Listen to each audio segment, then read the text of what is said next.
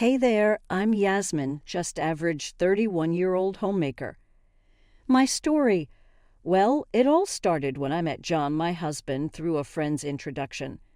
After a year of dating, we decided to tie the knot, both dreaming of having children to fill our home with laughter and love. But as time passed, our dreams of parenthood seemed elusive. Despite our yearning for little ones running around the house, we weren't blessed with any children. It was a bit disheartening, I must admit. Yet, our marriage remained strong, with our inability to conceive being the only bump in the road. Thankfully, I had a great rapport with John's parents, which made our journey a bit easier. One evening, my parents were scheduled to visit, and John proposed we all go out for dinner together. It was a thoughtful gesture, one that warmed my heart amidst our struggles. As the years passed without any signs of a growing family, doubts began to creep in. Maybe there was something wrong with me. So I decided to take matters into my own hands and explore fertility treatments in hopes of making our dreams a reality. But there were no visible results. I heard there are many reasons for infertility, and we didn't know why we couldn't have children. The journey with no end in sight was exhausting. I was beginning to dread going to the hospital to face no progress and was thinking of giving up on fertility treatments. But then my mother-in-law reached out to help. She had undergone fertility treatments to conceive my husband, so she understood my feelings the best. She comforted me over the phone after my hospital visits. The treatments were costly and unproductive, and she probably sensed my despair from my voice. Until a year ago, she was a stranger to me, but I was grateful for her kindness. With her support, I kept going with the treatments. Before entering the restaurant, I whispered a thank you to my mother-in-law, who smiled back warmly. I was glad they were my in-laws and enjoyed the dinner as a stress reliever from my fertility treatment. Then my husband had to go on a business trip, and we had to pause our efforts to conceive. I heard that continuity is important in fertility treatments, so I was disappointed. But work is work. Maybe taking a break from the stress of trying to conceive would help me recover mentally. I tried to see the positive side. Even after he left, my mother-in-law visited me weekly to take care of my mental health. She was the only one I could talk to about the hardships of fertility treatments and the loneliness of being apart from my husband. Thanks to my mother-in-law, I didn't have to feel that bad. Half a year flew by, and my husband's business trip ended. I was feeling much better mentally and knew I had to refocus on getting pregnant soon due to my age. No way. Yes? Why are you shouting all of a sudden? What happened? I'm pregnant. Our baby is finally coming. Seeing the 2 lines on the pregnancy test, I cried tears of joy. It had been a long-awaited pregnancy. We had overcome periods of anxiety and unsuccessful fertility treatments. I was overwhelmed with happiness, but my husband just gave a strange smile. Maybe he's not happy. No, that can't be the case. Perhaps he was just shocked and needed time to process the news. I shared the joy openly and immediately informed my parents and his. Both sets of parents were overjoyed, and I was too excited to sleep that night. I decided to focus on a healthy pregnancy. But the next day, I assume you know, but I'm busy with work, so I can't help much around the house duties. Don't bother me too much, okay? Sorry, I'll cook tomorrow. There's no tomorrow for someone who can't do it today. He must be stressed out because he is tired from work. I felt guilty for not being able to meet his expectations for housework and meals due to my severe morning sickness in my first pregnancy. But morning sickness won't last forever. Once it eases, I should be able to do more around the house, and hopefully our relationship will get back to normal, I thought. I can't just be soft on myself, especially for our upcoming child and my husband, who's always working hard. I pushed myself to cook and do housework as much as possible, even with the morning sickness. but it seems my efforts didn't reach him. Gradually, he stopped coming home at night and began spending his evenings out. My hormonal imbalances from the pregnancy made me feel mentally unstable. I worried if we couldn't resolve our issues before the baby's birth, could we really build a happy family of 3? Such anxieties continued on the nights he was absent. But as I struggled through each day, I suddenly found myself in the 7th month of pregnancy and decided to return to my parents' house. I had already discussed this with them and my husband. Honestly, I felt more at ease going back to my parents' house than staying with my husband. Perhaps feeling suffocated living with a pregnant wife, my husband readily agreed to my going back home. I took a 2-hour taxi ride to my parents' house. "Don't worry, we'll support you from now on," I had told my mother weeks before about the deteriorating relationship with my husband, John. While admitting he was busy with work, I also vented my frustration about him not supporting me much. So my mother had been worried about me. And since returning home, I've been able to relax truly, even managing to spend days without a single worry. It was something I hadn't experienced in a long time. I regretted not returning home sooner. The comfort at my parents' house was so good that I gave birth to a boy without any issues. He was slightly underweight but cried loudly and felt warm when I held him, bringing me to tears of indescribable joy. Busy with work, John couldn't be there for the birth, but my parents cried with me. Despite the hard times during the pregnancy, I was truly glad to have overcome them. I stayed in the hospital for a week after giving birth, with my parents visiting daily. However, John was noticeably absent. He congratulated me on the birth, but didn't come to see our baby. Though I understood he was busy, I couldn't help feeling angry. Was his work more important than his child? But the excitement of spending days with my son overrode these feelings. That week felt incredibly long, but finally leaving the hospital with my baby made me truly feel like a mother. Hello, I was discharged from the hospital today. Though I had informed her by email, I called my mother-in-law to talk. She had supported me the most until I got pregnant, and I really wanted her to be the first to see her grandson. But since she lived far from my parents' house, I planned to show her the baby once things settled down. "John told me that you too are getting a divorce. Is that true?" "What?" Instead of congratulations, she hit me with this shocking news that couldn't be true. Although John and I had been on bad terms before the birth, it wasn't to the extent of divorce. It was just stress on both sides, and now was an important time to care for our son together. I had no idea why she would say such a thing, but I firmly responded, "That's ridiculous. Please don't say such things." "No, I'm serious." She then explained that John indeed intended to divorce me. At first, I thought it was a cruel joke, but my kind-hearted mother-in-law wouldn't do such a thing. Her words seemed far-fetched, but not impossible. I calmed myself and decided to contact John. My heart raced and my body trembled as I dialed his number, hoping it was all a misunderstanding. "Oh, you heard already?" "Well, that's right. I can't live with someone who cheats with another man and has his child." "A woman who cheats with another man?" My husband, John, was under the misconception that I had an affair behind his back and gave birth to the other man's child.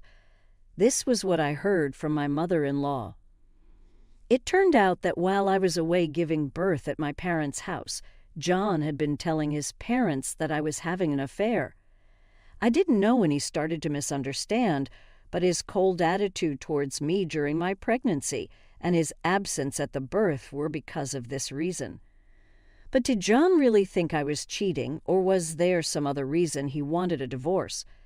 I couldn't tell, but I knew I had to talk to him in person, so I decided to return to our house a month after returning to my parents. "I'm home, huh? Why did you come back?" "I told you, you have no place in this house." It seemed John hadn't got my message about coming home today. Perhaps he had blocked my number. Well, it didn't matter to someone who was considering divorce. I wasn't surprised by his cold reception. I continued calmly without losing my composure. Do you really intend to divorce me? There's no proof I cheated. I know you've been cheating. Plus, I've already moved my parents out and got rid of your stuff. This house is mine now.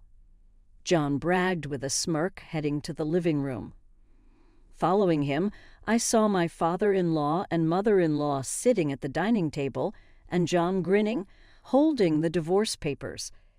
If we are to divorce, this house is mine since I got it from my parents. You should be the one leaving. That's ridiculous. You cheated, so I'm taking this house as alimony. It's 3 against 1 here. You don't stand a chance. I hadn't done anything to be suspected of cheating. Seeing John's smirking face, I realized everything. He was framing me. Thinking he had convinced his parents to be on his side was his downfall. He thought he had won over his parents, but he underestimated people. Without evidence, why would they believe his word? I had shared many concerns with my mother-in-law and built a strong relationship. Underestimating this was his downfall. After hanging up with John, I called his parents again. I shared what John had said and reiterated that I hadn't cheated. They then became my allies, confessing they had found John's recent actions suspicious. He had suddenly claimed I cheated and that he would take the house, suggesting they lived together. They had been living in a rental, so living with John in a house would be financially beneficial.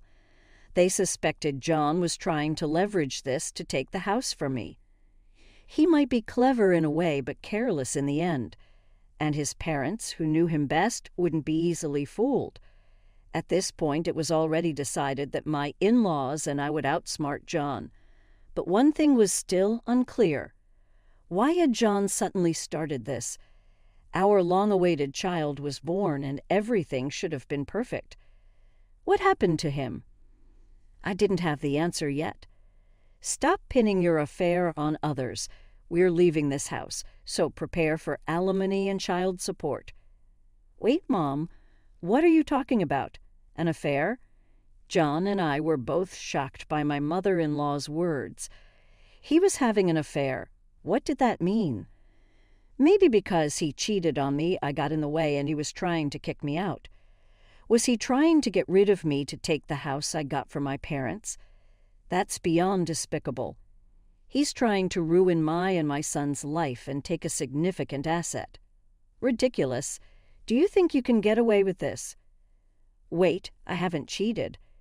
Just yesterday, a private investigator gave us the findings. They were supposed to report back in a week, but they had more than enough evidence already, my father-in-law said, pulling out a large envelope from his bag. It contained several photos and a report, about 20 pages long, stapled together. The first page read, "Investigation results of infidelity," with attached photos of John holding hands with a young woman. Disgusting, I glared at John, seeing him now as nothing more than a base creature driven by his desires. He seemed like nothing more than a creature driven recklessly by his own desires, less than an animal. I was speechless, but upon closely examining the photos, there were some capturing the moment he entered a hotel. Despite just having a child, it was apparent he had no awareness as a father.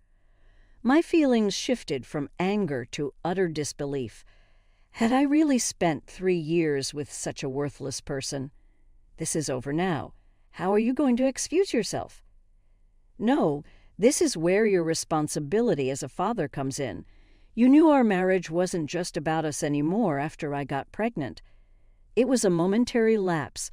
I'm truly sorry. There's no way a person who strays so easily can be a fit father. Don't joke around. My rage, which had subsided for a moment, returned in full force as my husband tried to make excuses. I let out all my pent-up anger, slamming the table and yelling at John, who must have been frightened by the sight of me. For the first time, he seemed frightened by this new side of me, backing away a couple of steps, hiding the divorce papers behind him. What are you hiding? Just because you're in a bad spot now doesn't mean you can back out of the divorce. I'll grant your wish and ask for child support. No, wait. It's better than being a single parent. Enough. I'd rather raise him alone than have someone like you around. He was clearly using the child as a shield now that he felt threatened. Despicable. I wouldn't let such a man claim fatherhood. My anger escalated to the point where I was almost about to lash out physically. We're sorry for the trouble. There's no need to get more upset. We'll take responsibility for our disgraceful son and ensure he pays child support. We'll make him leave the house today and handle the rest. I managed to stop myself, thanks to my in-laws' intervention. I contacted a lawyer regarding divorce procedure. In front of him, he nervously looked at me. Within an hour, his belongings were packed, and he left with his parents for his new residence. Left alone in the room, I felt a sense of loss for a while, trying to calm my mind. But gradually, I started to feel relieved about the outcome. If such a man had a hand in raising my beloved son, he might have turned out as terrible as him. It was a relief that I could prevent it at an early stage. Moreover, having my in-laws on my side until the end was a stroke of luck. I felt a bit guilty about burdening them with their despicable son, but my son was my priority. They understood and took him away, for which I was immensely grateful. I immediately asked the lawyer to proceed with our divorce. Then I decided to sell the house. My ex-husband knew its location, and I couldn't risk him showing up in a fit of vengeance. Being alone with my son, I wouldn't stand a chance if my ex-husband tried something. I also wanted to erase all memories associated with him. The house, initially bought as an investment by my father, was in a prime location and sold quickly. With that money, I could live comfortably without working for a while. My plan is to stay with my parents, benefiting from their support while raising my son, at least until he's a bit older. Eventually, due to school considerations, I intend to move to the city. But that's a conversation for the future. For now, I'm focused on settling our current situation. My ex-husband, under his parents' supervision, is working hard to pay me, with his wages being managed by them. I've been meeting with my in-laws every 6 months to show them their grandchild. And during our last meeting, they told me something astonishing. What? His affair partner was someone from his company? I thought he met her at a nightclub or something. Yes, that's right. We were just as shocked. It seems like it got out at the company because it was an office affair. He got fired. Now he's working at a factory owned by an acquaintance. He had a somewhat senior position, so he was pretty down after getting fired, but that's irrelevant to us. I never imagined his affair partner was a junior at his workplace. It's appalling to think that someone in a leadership position could behave like that. It's clear why such a person could easily betray me and our son. After getting fired, my ex-husband, John, also seems to have been cut off by his affair partner. While she's also to blame, it's understandable if she resents John for getting fired. However, unlike John, she's young and has a chance to start over. My ex-husband, who is old enough, had no choice but to work at a factory that was acquainted with his parents-in-law. He's now working at a factory with his wages being managed by his parents. They've arranged to pay child support in installments since his living expenses are covered by his parents. Most of his salary goes to me. But what he'll do after that is anyone's guess. It's unlikely that a divorced man with no savings will remarry, and he can't even live with his child he once so desperately wanted. With no goals or purpose in life, it's clear he'll spend the rest of his days filled with regret, a fate he brought upon himself. I think he should feel the mistakes he's made throughout his life and regret it forever. A year has passed since then, and I'm still living with my parents, cherishing my son. Next week, we have our biannual dinner with my in-laws. We maintain a good relationship, and they always look forward to seeing their grandson. Despite my ex-husband being the worst, I want to keep a good relationship with my in-laws. In life, it's crucial to have people who care about you and whom you genuinely value. As for people like my ex-husband who fit into neither category, it's best to cut